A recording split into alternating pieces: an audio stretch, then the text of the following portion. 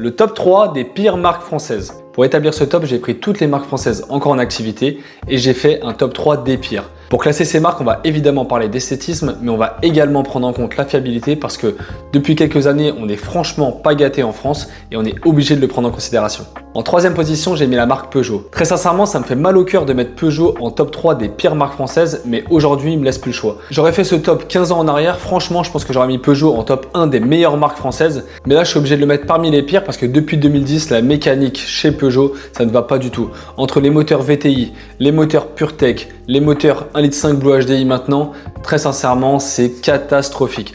Alors esthétiquement, Peugeot font des très belles voitures. Moi, personnellement, les dernières Peugeot, le style me parle pas trop, mais force est de constater que lorsque tu compares à la concurrence, ils sont loin d'être à la ramasse. Mais de toute façon, Peugeot a toujours fait des très belles voitures. Dans les années 2000 déjà, avec la berline, la Peugeot 406 ou la 406 coupé notamment, franchement, Peugeot faisait des excellentes voitures par rapport à la concurrence. C'était parmi les plus belles marques en termes de design au monde. Mais de nos jours, et malgré des designs qui plaisent au grand public, la fiabilité n'est plus au rendez-vous, donc je suis obligé de le mettre en troisième position. En top 2 des pires marques françaises, j'ai mis la marque DS.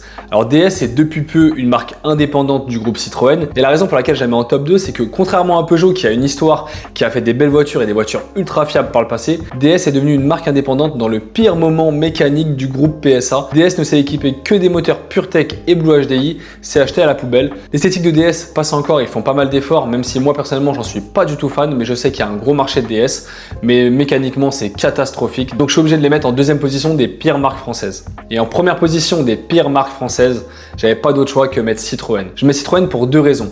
L'aspect esthétique qui pour le coup est catastrophique. Alors je sais que je ne suis pas la cible de Citroën, ici un public un peu plus âgé, mais honnêtement les Citroën c'est vraiment pas beau. Ils visent plus le confort que l'esthétique d'ailleurs et ça se voit. Et le deuxième point c'est le même que pour Peugeot, c'est l'aspect fiabilité. Depuis 15 ans Citroën c'est plus possible. Et quand tu mets une fiabilité catastrophique avec un design qui est franchement à revoir, tu obtiens Citroën et c'est sans aucun doute la pire marque française à l'heure actuelle. N'oublie pas d'appuyer sur le petit plus pour avoir plein de conseils auto et des jeux dans le genre et dis-moi juste en bas ton top 3 des pires marques françaises.